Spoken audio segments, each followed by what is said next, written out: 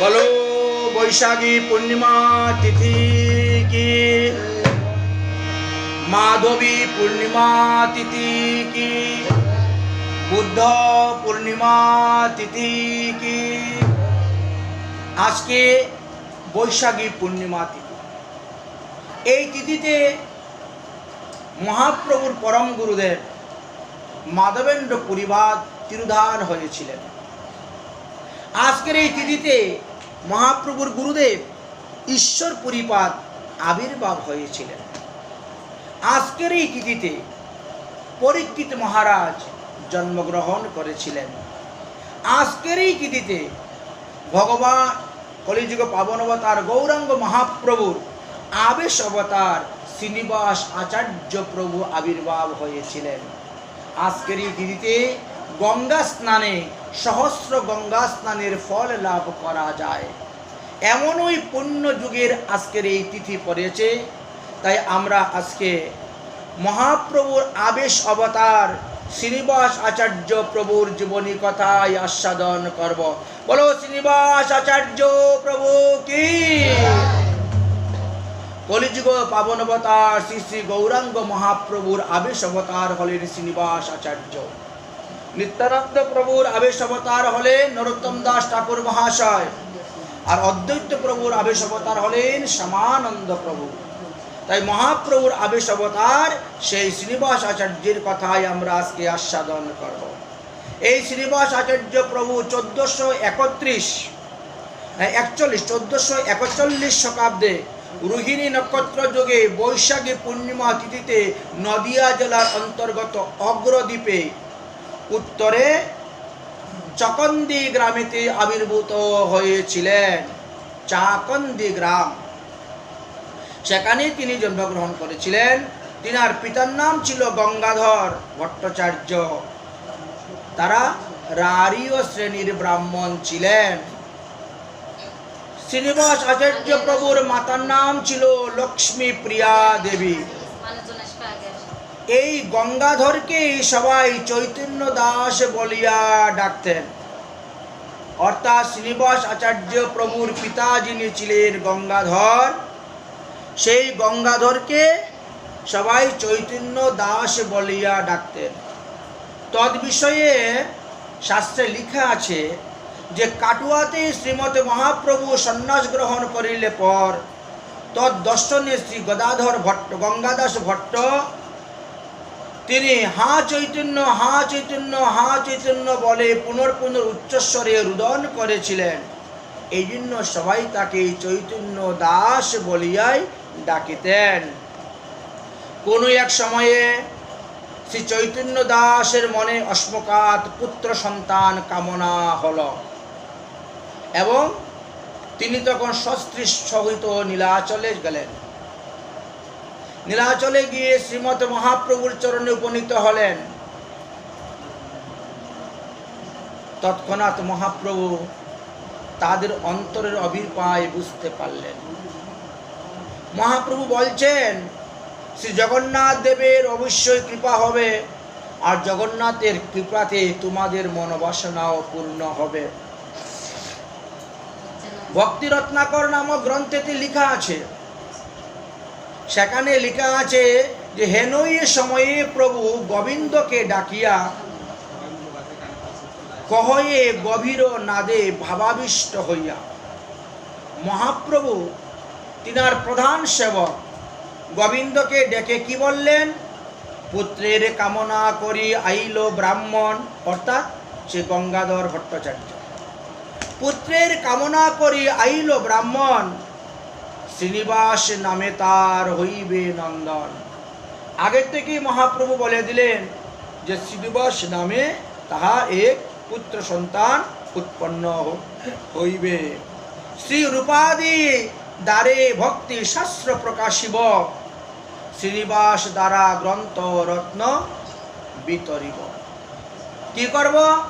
আমি আমার সমস্ত সিদ্ধান্ত রূপ সনাতনাদি সমস্ত মহাজনকে দিয়াছি, আর তাহাদের নিকট হইতে এই শ্রীনিবাস আচার্য সেই গ্রন্থ নিয়ে অঙ্গভঙ্গ কলিঙ্গতে প্রচার করবেন। মূর শুদ্ধ প্রেম স্বরূপ শ্রীনিবাস। এই শ্রীনিবাস আচার্য হবেন আমার শুদ্ধ প্রেম থেকে তার জন্ম।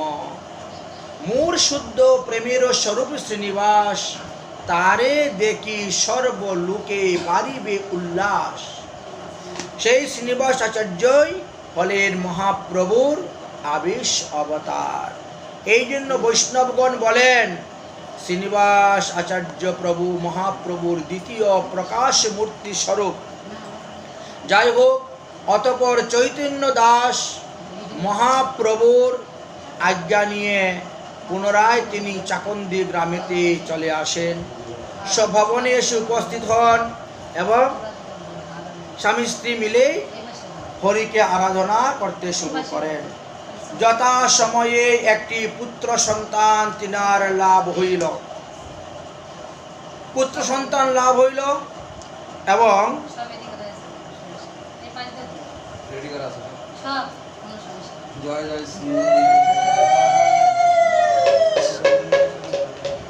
যথা সময়ে তিনার একটি পুত্র সন্তান তিনি লাভ করিলেন।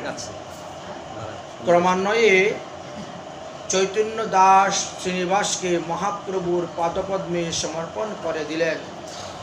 পুত্রের জাতকর্ম সংস্কার করালেন, অন্নপ্রাশন সংস্কার হলো, নামকরণ সংস্কার করালেন, চূড়াকরণ সংস্কার করালেন, তারপরে উপনয়ন সংস্কার। ব্রাহ্মণ পরিবারে জন্মগ্রহণ করেছেন, তাই একের পর এক শাস্ত্রবিধি অনুসারে যতগুলা সংস্কার ছিল সমস্ত সংস্কার কার্য করাতে শুরু করলেন। যথারীতি সময়ে সুপ্রসন্ন হয়ে পুত্র আনন্দিত হলেন, বড় হলেন। শ্রীখণ্ডবাসী ভক্তগণ বৈষ্ণবগণ শ্রীনিবাসের উপরে প্রচুর কৃপা করিয়াছিলেন। শ্রীনিবাস সর্বদা পিতৃমুখ হইতে মহাপ্রভুর এবং রাধা কৃষ্ণের লীলা কথা শ্রবণ করিতেন। শ্রীধাম বৃন্দাবনের মহিমার কথা শ্রবণ করিতেন। আর তিনার মাতা লক্ষ্মীপ্রিয়ার নিকট হইতে নানান রাগ রাগিনী যুক্ত হরিনাম সংকীর্তন শিক্ষা করিয়াছিলেন। অতঃপর শ্রীনিবাস আচার্য শ্রী ধনঞ্জয় বিদ্যা বাচস্পতির নিকটে গিয়ে ব্যাকরণ, কাব্য, অলঙ্কার শাস্ত্রাদি অধ্যয়ন করেছিলেন। সর্বশাস্ত্রে পারদর্শিতা লাভ করেছিলেন। তারপরে কিছুদিন তিনি গৃহে বাস করলেন। হঠাৎ করে তিনার পিতৃবিয়োগ হয়ে গেল। পিতার অন্ত্যেষ্টিক্রিয়া সমাপ্ত করার পরে জননীকে নিয়ে তিনি জাজিগ্রামে মাতুলালয়ে চলে আসেন এবং সেখানেই তিনি বাস করতে শুরু করেন। কিছুদিন জাজিগ্রামে অবস্থান করত শ্রীনিবাস আচার্য শ্রীখণ্ডের নরহরি সরকারের নিকট গিয়ে উপনীত হলেন। আর তখন নরহরি সরকার বললেন, হে শ্রীনিবাস, যদি মহাপ্রভুকে দর্শন করিতে চাও তবে তাড়াতাড়ি শ্রীধাম নীলাচলে যাও। যদি তাড়াতাড়ি দর্শন করতে চাও তাহলে শ্রীধাম নীলাচলে তুমি যাও। মহাপ্রভু অল্প কিছুদিনের মধ্যেই এই লীলা সংবরণ করে দিবেন, এইরূপ ইঙ্গিত আমরা পাইতেছি, অনুভব করিতেছি। শ্রীনিবাস আচার্য এই কথা শ্রবণ করা মাত্রই মহাপ্রভুর দর্শনের জন্য ব্যাকুল হৃদয় নিয়ে তিনি জাজিগ্রাম হইতে পায়ে হেঁটে রওনা হলেন শ্রী নীলাচলের দিকে। মাকে জিজ্ঞাসা করলেন, ও মা, তুমি কি আমার সঙ্গে যাবে? মা রাজি হয়ে গেলেন। তাই মাতৃদেবীর আদেশে লইয়া সঙ্গে বহু গৌরীয় ভক্তদেরকে নিয়ে শুক্ল পঞ্চমী তিথিতে নীলাচলে তিনি যাত্রা করেছিলেন। কিন্তু অর্ধপথে অতিক্রম করার পরই শ্রীমৎ মহাপ্রভুর অপ্রকট সংবাদ শ্রবণ করে একেবারে মূর্ছিত হয়ে পড়ে গেলেন। তখন মহাপ্রভু স্বপ্নে আদেশ দিয়ে বললেন, তুমি কেঁদো না, তুমি নীলাচলে আসো, নীলাচলে আসো। অতঃপর শ্রীনিবাস আচার্য নীলাচলে গিয়ে পৌঁছিলেন এবং স্বপ্নে জগন্নাথ, শ্রী বলদেব, সুভদ্রা সপার্শ্বদে মহাপ্রভু তানাকে দর্শন দিলেন, কৃতার্থ করলেন। তারপর গদাধর পণ্ডিত, রায় রামানন্দ, শ্রী পরমানন্দ পুরী, শ্রী সিকি মাইতি, সার্বভৌম ভট্টাচার্য, বক্রেশ্বর পণ্ডিত, শ্রী গদাধর দাস, শ্রী শঙ্করাচার্য, শ্রী গোপীনাথ আচার্য, প্রাচীন সমস্ত বৈষ্ণবগণের সঙ্গে তিনি সাক্ষাৎ করলেন। সমস্ত বৈষ্ণবগণের কৃপালাভ করলেন এবং গদাধর পণ্ডিতের আশ্রম অর্থাৎ কুটা গোপীনাথে কিছুদিন বিশ্রাম করলেন। সেখানে গদাধর পণ্ডিতের মুখ হইতে তিনি ভাগবত কথা শ্রবণ করলেন। অতঃপর সকল বৈষ্ণবের নিকট হইতে বিদায় নিয়ে গৌর মণ্ডলের দিকে যাত্রা করলেন। বেশ কিছুদিন পদব্রজে হাঁটতে হাঁটতে গৌর মণ্ডলে এসে উপস্থিত হলেন আর তারপরে নবদ্বীপে পৌঁছিলেন। কিন্তু নবদ্বীপে পৌঁছিবার পূর্বে সংবাদ পেলেন নিত্যানন্দ প্রভু অপ্রকট হয়ে গেছেন। তারপরে সংবাদ পেলেন অদ্বৈত প্রভু অপ্রকট হয়ে গেছেন। বড় বিরহ হৃদয়ের মধ্যে নিয়ে তিনি কাঁদে কাঁদে আকুল প্রাণে ছুটছেন। রাত্রিবেলা যখন ঘুমিয়েছেন তখন স্বপ্নেতে নিত্যানন্দ প্রভু এবং অদ্বৈত প্রভু তিনার নিকটে এসে প্রকট হয়েছেন আর বললেন, তুমি গৌরমণ্ডল পরিক্রমা করে শ্রীধাম বৃন্দাবনে যাও। গৌরমণ্ডল পরিক্রমা করার পরে বৃন্দাবনে যাও। और कृपा करेंगे राधा रानी श्री वृंदावन जाओ।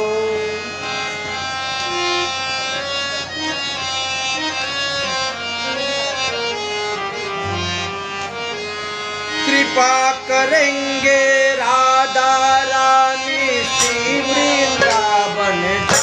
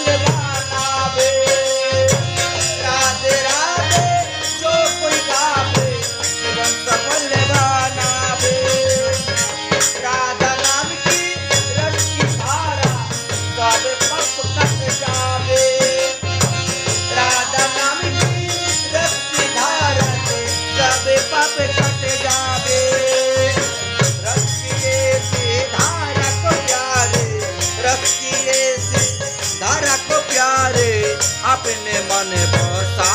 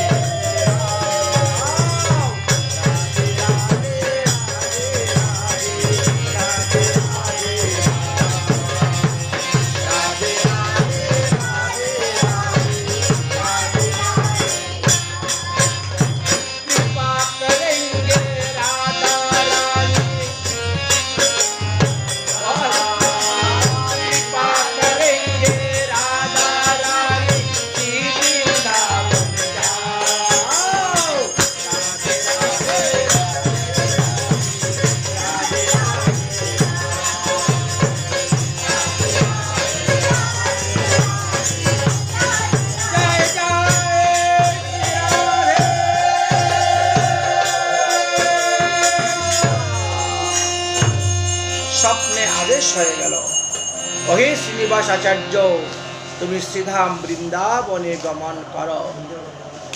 আদেশ পেয়ে শ্রীধাম বৃন্দাবনের দিকে রওনা হলেন। পদব্রজে হাঁটতে হাঁটতে হাঁটতে হাঁটতে তিনি শ্রীধাম বৃন্দাবনে গেলেন। মথুরায় বিশ্রাম ঘাটে গিয়ে উপস্থিত হলেন।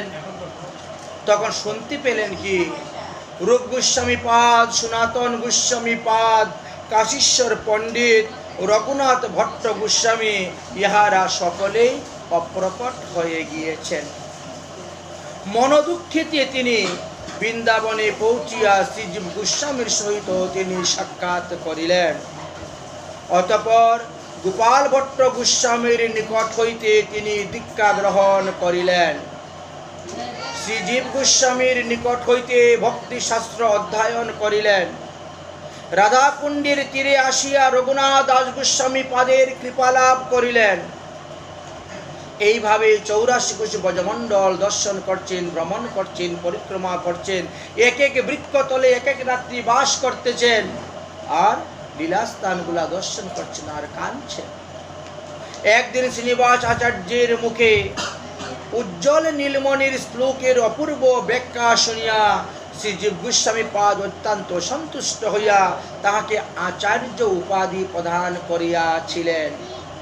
এইভাবে তিনি নরোত্তম দাসকে ঠাকুর মহাশয় উপাধি দিয়েছিলেন, আর দুঃখী কৃষ্ণদাসকে শ্যামানন্দ পদবী প্রদান করিয়াছিলেন। এই তিনটি পদবী কিন্তু জীব গোস্বামী পাদ প্রদান করিয়াছিলেন। শ্রী জীব গোস্বামী পাদের নির্দেশক্রমে শ্রীনিবাস আচার্য গোবর্ধনের পুত্রীর গুফাতে বসে বহুদিন ভজন করেছিলেন। নিত্যসিদ্ধ গৌর পরিকর শ্রী রাঘব পণ্ডিত গোস্বামী পাদের গুফাতে বসে ভজন করেছিলেন, এবং এই রাঘব পণ্ডিতের সহিত তিনি 84 কোশ ব্রজমণ্ডল পরিক্রমা করেছিলেন, দর্শন করেছিলেন। এবং তারপরে বৃন্দাবনবাসী শ্রীজীব গোস্বামী আদি প্রমুখ বৈষ্ণববৃন্দের আদেশ নিয়ে গু শকটের সাহায্যে মথুরার ধনাঢ্য ব্যক্তি প্রদত্ত অর্থেতে গোস্বামীগণের রচিত গ্রন্থকে অঙ্গভঙ্গ কলিঙ্গতে প্রচার করার ভার তিনি গ্রহণ করেছিলেন, এবং সেই গ্রন্থ নিয়ে তিনি রওনা হয়ে গেলেন।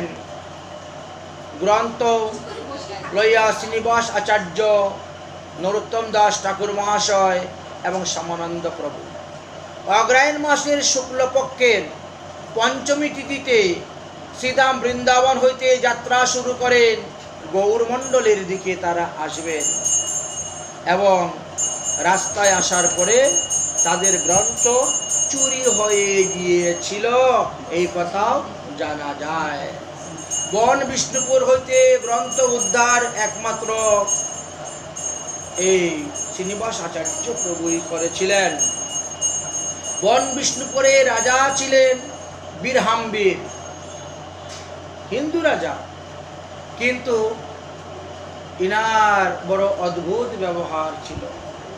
দিনে দিনে করে পুরাণ পাঠ, রাত্রে চুরি ডাকাতি, পুত্র সম পাজলে প্রজা, দেশের না করে ক্ষতি। এমন রাজা ছিলেন বীরহাম্বীর, বন বিষ্ণুপুরের রাজা। দিনের বেলা গীতা পাঠ, ভাগবত পাঠ, পুরাণ পাঠ হয়, আর রাত্রিবেলা চুরি ডাকাতি।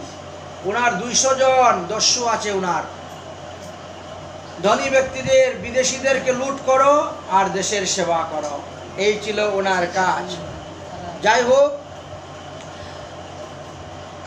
তিনি তখন তিনার দস্যুদেরকে আদেশ দিলেন, এই ডাকাতের দল, ডাকাতের সর্দার, 200 দস্যু লইয়া করহ গমন, প্রাণে না মারিবে কাউকে, আনিবে সব ধন। আর সেই অনুসারেই তারা গিয়েছিল, গিয়ে সমস্ত গ্রন্থ চুরি করে নিয়ে এসেছিল। এই বন বিষ্ণুপুর হইতে গ্রন্থ উদ্ধারের কাজের দায়িত্ব শ্রীনিবাস আচার্য উপর ছিলেন। শ্যামানন্দ প্রভুকে তিনি উড়িষ্যায় পাঠিয়ে দিলেন, নরোত্তম দাস ঠাকুর মহাশয়কে বাংলাদেশে পাঠিয়ে দিলেন, বলেন আমি গ্রন্থ উদ্ধার করার পরে তোমাদেরকে খবর দিব।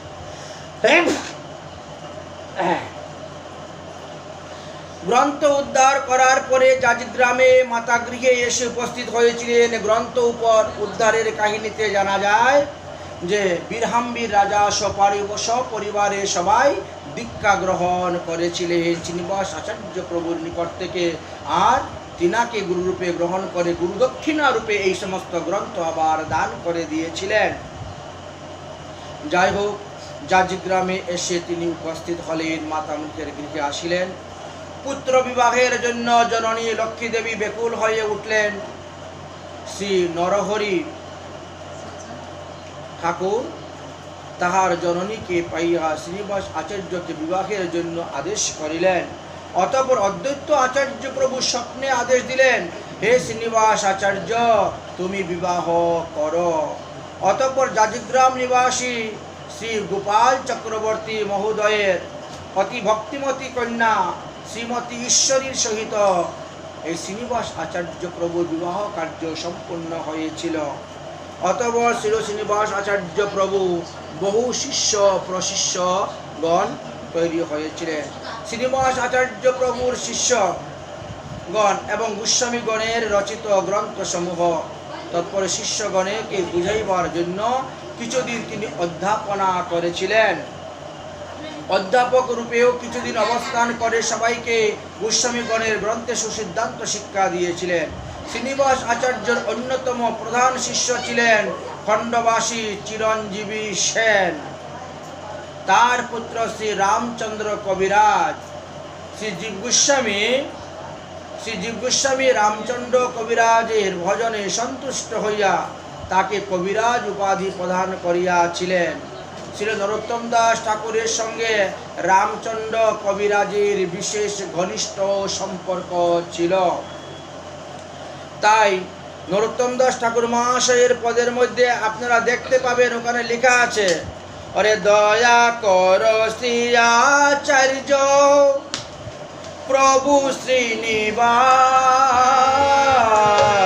দয়া কর শ্রী আচার্য প্রভু শ্রীনিবাস, রামচন্দ্র সঙ্গ মাগে নরোত্তম দাস, রামচন্দ্র সঙ্গ মাগে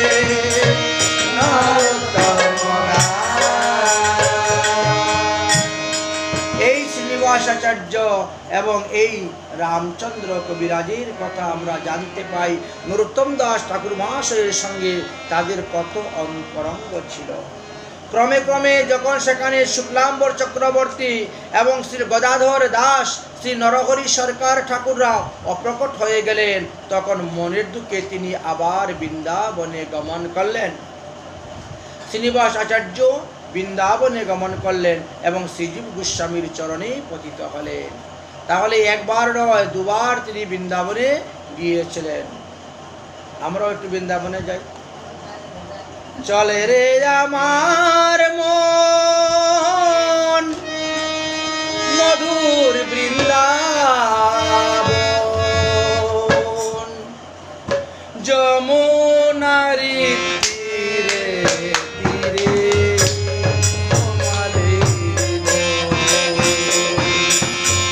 চলে রে আমার মন মধুর বৃন্দাবন, যমুনারি তীরে তীরে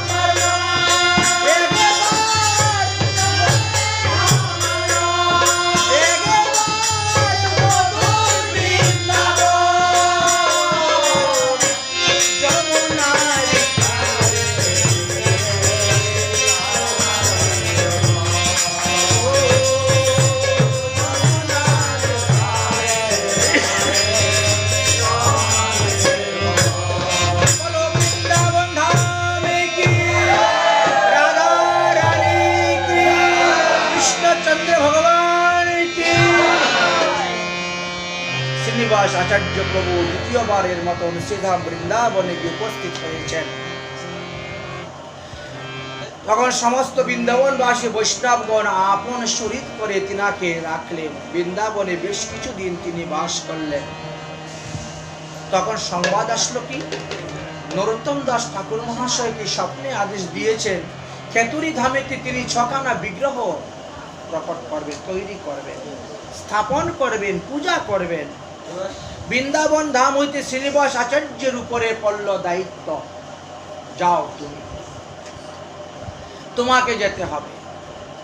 এদিকে গৌরমণ্ডল থেকে আসলেন নিত্যানন্দ প্রভুর শক্তি মা জাহ্নবা ঠাকুরানী, সঙ্গে বীরচন্দ্র প্রভু অন্যান্য শিষ্য প্রশিষ্য বর্গকে নিয়ে আসা হলো। শ্রীনিবাস আচার্য কাটুয়াতে গিয়ে শ্রী গদাধর দাসের উৎসবে প্রথমে যোগদান করলেন, আর সেখান হইতে খণ্ডবাসী নরহরিকে সঙ্গে করে নিয়ে উৎসব অন্তে তিনি আসলেন এই স্থানে কাঞ্চন বাড়িতে দ্বিজ হরিদাস আচার্যের গৃহেতে আসলেন। সেখানে এসে তিনার বিরহ উৎসবে যোগদান করলেন, আর তারপরে খেতুরি গ্রামেতে আসলেন, খেতুরি ধামে আসলেন ছোটি বিগ্রহ প্রতিষ্ঠা করার উৎসবের জন্য। তিনাকে আচার্য পদে স্থাপন করে দিয়েছেন যে গোস্বামী পাদ শ্রীধাম বৃন্দাবন হইতে। অতঃপর নরোত্তম দাস ঠাকুর মহাশয় অত্যন্ত প্রসন্ন হলেন, সন্তুষ্ট হলেন এবং তাকে নিয়ে গেলেন।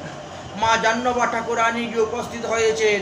মা জাহ্নবা ঠাকুরানী শ্রীনিবাস আচার্যের উপরে দায়িত্ব দিলেন, আজকের অধিবাসের পর তোমার কীর্তন করতে হবে, কালকে 6 বিগ্রহের অভিষেক তোমাকেই করতে হবে। ভোগ রাগ থেকে আরম্ভ করে কুঞ্জ সেবার সমস্ত দায়িত্ব শ্রীনিবাস আচার্যর উপরে তিনি দিয়েছিলেন। শ্রীনিবাস আচার্য মা জাহ্নবা ঠাকুরানীর আদেশকে যথাশক্তি পালন করে শ্রী বিগ্রহ 6টির অভিষেক করিয়েছিলেন। অবশ্য উৎসবের পূর্বেই রাত্রিবেলায় ভগবান স্বপ্নে আদেশ দিয়ে দিয়েছিলেন কোন কোন বিগ্রহের কি কি নাম রাখা হবে, সেই স্বপ্নে আদেশ দিয়েছিলেন। সেই অনুসারে উৎসব করা হলো। উৎসব অন্তে শ্রীনিবাস আচার্য প্রভু জাহ্নবী মাতা ঠাকুরানীকে সঙ্গে করে নিয়ে তিনার জাজিগ্রাম মামার বাড়িতে চলে যান। অতঃপর ছিল শ্রীনিবাস আচার্য ঠাকুর, ছিল নরোত্তম দাস ঠাকুর এবং তৎশিষ্য রামচন্দ্র কবিরাজ, এই 3 জনে মিলে তখন নবদ্বীপ পরিক্রমা শুরু করেন। শ্রীনিবাস আচার্য ঠাকুর, রামচন্দ্র কবিরাজ এবং নরোত্তম ঠাকুর মহাশয় এই 3 জনে নবদ্বীপের 9টা দ্বীপ পায়ে হেঁটে পরিক্রমা করেছিলেন এবং সেখানে কোন কোন স্থানের কি কি লীলাকথা সেইগুলা বর্ণন করেছিলেন ঈশান ঠাকুর। তার সমস্ত তত্ত্বকথা শাস্ত্রে বর্ণন করা আছে। শ্রী রঘুনন্দন ঠাকুরের তিরোভাব হওয়ার পরে শ্রীনিবাস আচার্য ঠাকুর খণ্ডবাসী গ্রামেতে উপস্থিত হয়েছিলেন এবং সেখানের বিরহ উৎসবেও তিনি যোগদান করেছিলেন। পরে তথা হইতে বন বিষ্ণুপুরে গিয়ে পৌঁছিয়েছিলেন এবং রাজা বীরহাম্বীর সপরিবার বর্গের সহিত আচার্যকে দর্শন করিয়া আনন্দ লাভ করেছিলেন। কিন্তু সেই দিন সেখানে অবস্থান করলেন। তারপরে গৌরাঙ্গ মহাপ্রভু স্বপ্নে আদেশ করলেন, ওহে শ্রীনিবাস আচার্য, আদেশ দিলেন। স্বপ্নাদেশে শ্রীনিবাস আচার্যকে বললেন, শ্রী রাঘব চক্রবর্তীর কন্যা শ্রী গৌরাঙ্গী প্রিয়াকে তুমি বিবাহ করো। তাই শ্রীনিবাস আচার্য প্রভু 2টি বিবাহ করেছিলেন। প্রথম বিবাহ অদ্বৈত প্রভুর আদেশে হয়েছিল, স্বপ্ন আদেশে, আর দ্বিতীয় বিবাহ হলো গৌরাঙ্গ মহাপ্রভুর স্বপ্ন আদেশে হয়েছিল। তাই রাঘব চক্রবর্তীর কন্যা শ্রী গৌরাঙ্গ প্রিয়াকে তিনি বিবাহ করেছিলেন এবং সহধর্মণী মাধবী দেবীকেও স্বপ্নে আদেশ করেছিলেন যে বিষ্ণুপুরে রাজা বীরহাম্বীর গুরুদেব শ্রীনিবাস আচার্যের নিকটে তোমাদের কন্যারত্ন সম্পাদন করিও। উভয় দিকে বলেছিলেন। শ্রীনিবাস আচার্য প্রভুর দ্বিতীয় বিবাহ দ্বার পরিগ্রহ করেছিলেন, একথা ভক্তি রত্নাকর গ্রন্থেতে আমরা জানতে পারি। এই শ্রীনিবাস আচার্য প্রভুর জীবনী কথা আমরা যৎকিঞ্চিত আমরা আস্বাদন করলাম। তারপরে শ্রীনিবাস আচার্য প্রভু মহাপ্রভুর নাম প্রেম বিতরণ করার জন্য তিনি লেগে গেলেন। গোবিন্দ মাধব বাসুদেব তিন ভাই, যাহারা কীর্তনে নাচেন চৈতন্য নিতাই। সেই কীর্তন উদ্দণ্ড নৃত্য কীর্তন করেছিলেন। আজকে সেই শ্রীনিবাস আচার্য প্রভুর আবির্ভাব তিথি, এই জন্য আমরা তিনার লীলা কথা আস্বাদন করলাম। তৎসঙ্গে আমরা আরও একটি লীলা কথা দেখতে পাই যে ঈশ্বর পুরীপাদের আবির্ভাব তিথি এবং মাধবেন্দ্র পুরীপাদের আজকে তিরোধান তিথি। তৎসঙ্গে আর